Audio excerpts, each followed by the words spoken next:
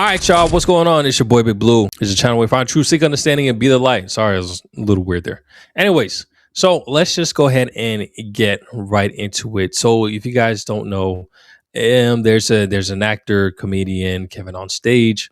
We've seen him with Kirk Franklin on his Den of Kings, and recently he just had an interview with Lecrae talking about that, that session that they had, and amongst other things. I haven't seen the whole thing yet, but it seems like this part specifically has been trending. And I just wanted to speak on it really quick because, as always, we're trying to grow in the faith. We're trying to grow as Christians. We're trying to just be more godlike as we possibly can. And one thing in order to do that is to really hold ourselves accountable and try to be better, which means that when people talk and then there's other people talking about their situations, even though we may not fully agree with them, some of what they say may catch you and be like, you know what? I don't agree with everything that you're saying, but you may be onto something. And what he's about to talk about that we're going to dig into, kind of convicting. It's kind of convicting, depending on who you are and how much of the faith that you care about. But without further ado, let's go ahead and get right into it. And if you guys are of the faith, let's just go ahead and continue this conversation. Go ahead and comment below and share this with somebody that is also of the faith. And let's try to do better for the work of God. Let's check it out. Ridiculous. But I think if your Christian walk prevents you from engaging with people who are not Christians, how strong is your walk? Because when I worked at Bank of America, I had a coworker who worked in the window next to me who was a Wiccan. Like a practicing, like the witch's witch. Like all that came out of Seattle. Yeah. They have a haven up there. Bro, they in there. Yeah. They got havens, covens, hocus pocus, alakazam. Yeah, that's right. I can't quit this job because she's a witch.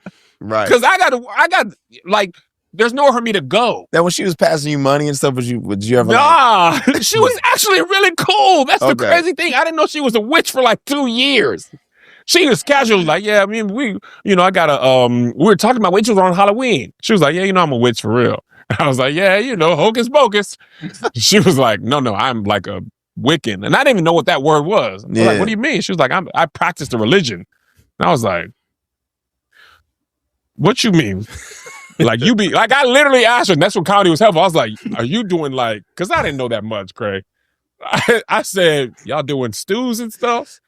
Like y'all cauldrons? And she was like, no, man, we don't do no cauldrons. Man. And I didn't really, we was at work, so I couldn't go deep into it. But she ain't trying to convert me into being a Wiccan. Right. I mean, obviously, you're welcome to come to church. Jesus, big JC over here. I don't know nothing about that Alakazam. I don't know nothing about them broomsticks. I didn't even see Wiccan until last year. We don't do that stuff. God. I don't do no Harry Potter. No, when Guardian Leviosa, I don't know nothing about that. I know a man from Galilee and I speak in tongues. I don't know nothing about what y'all talking about. I ain't gonna fly on no broomstick. He gonna call me up like Enoch. That's all I know. But in all my life, we're always surrounded by people who are not Christians if we live in the world. Yeah. Like, or at different phases of their walk. People used to be Christians who are not anymore, atheists, but that's not Hollywood. That's every job I've had. Yeah. At the bank, at Boeing, City of Tacoma, Burger King, the Puyallup Fair, everything I've done, it's been like that. I think we try to create this environment where we just never be touched or be, oh my God, like, bro, we live on earth. Yeah. The Bible talks about the path being few. Yeah. So that means that the majority of people ain't gonna be doing it. Yeah. And what's the point of even doing it if you can't bring people to what you believe by your faith, by your walk, by your thoughts? Like you scared to even interact with people. How could you lead them to God? You're talking. If you can't interact with them at all, they're so unsaved. I can't even be by you. How can I help you? I can't lead you because I can't even be around you. And also my Christianity should allow me to keep my convictions when I'm outside of the church. Otherwise, I'm not that strong of a Christian. So as he's saying that, for those of you that don't know, when it comes to my faith and the boldness of my faith, it took an exponential jump as of recently. You would have thought that I would have liked the way that I am, talking about God, bringing up the Bible and stuff like that, was me like forever. No, this was literally when I hit 30. How old am I again? I always get confused between 33 and 34. But 32 is when I really started to actually like dig into the word and actually like be proud of being a Christian, not just like, oh yeah, I'm a Christian, just like, yeah, no, I'm about this, I'm not about this type thing. And it's interesting because I still have those worries, I still have those kind of fears, self-consciousness and stuff like that when I'm interacting with people. And it's very interesting because I would literally had a conversation with my guy group today in regards to that conviction when I'm next to somebody at work and I don't acknowledge them as a human. Yet I'm supposed to love everybody. So if I'm claiming to be of the faith, I at least need to acknowledge that there's a person right next to me. But I don't do that. Why don't I do that? Because that's just something I don't do. And he'll say this before. I'm not sure if he said it in this video, but it was said that I heard recently somebody mentioning that how is it that you can be a Christian sitting at the church with other people that are Christian? Who are you edifying? Who is it that you're leading to God? Those that are already here, we need to actually go out and bring those to the church. Now, there's those that do missionary, there's those that do, voluntary services. And for the regular people, that comes with being the light. That comes with when you're walking, people see different about you. And when they talk to you, you speak to them in a manner that brings life to them and not grief. Even if it's somebody that's bringing hate to you, you're speaking life into them and then they switch up their ways. But that comes with actually carrying that within your heart and building up that discipline to be able to do so, because I'm an introvert at heart. It takes a lot of energy for me to be out and talk and stuff like that. So when friends of mine, they see me just going out and like talking to people and like, yo, there's a whole different blue that's going on. Like, what's going on here? This guy's out here talking, mingling and stuff like that. By the time I get to the car, I'm exhausted. I'm exhausted. That is not a muscle that I have trained. It's not a brain muscle that I have trained to that much to where I don't get exhausted when I'm done. So it's like sometimes when I'm actually going out and I try to make it purposeful to actually have conversations with people, it becomes exhausting. And not saying like it's exhausting, like, oh my gosh, I don't want to do this again. Like I'm mentally exhausted, guys. Like, I don't think you understand. You know how people get exhausted when they're working out and they can't go further? That happens mentally. It may not make sense to a lot of extroverts. I know it doesn't, but it's a thing. It's a thing. Honestly, I would rather go to the gym and work out and be exhausted physically than be exhausted mentally. And when I have to go out and actually talk to people, I don't know, maybe it's like the sinful nature that's just trying to keep to self that prevents you from going and doing such things. But I'm now trying to make it a habit of at least saying hi, acknowledging somebody's next to me. And if it's somebody that I see more than once, getting to know their name. I see you at least twice a week. So why is it that I don't know your name? Every time I see you, say hi, how's it going and stuff like that, and actually care for you as the book says to do, as scriptures say to do. You know what I'm saying? So it's just very interesting to me just being in that situation. And like I said, it becomes tough.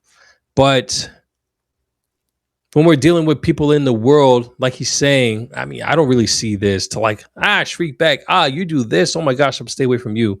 I can see the fear that some people may have because it's like, yo, this person does that. Let me stay away from it because I don't want them to try to do anything to me. If you're truly with God, then nothing that they do will affect you because you have God covered. Now, what's important that you remember to remain the same. You can still be who you are. And when it comes to people that may do things a little differently from you, you can still show love.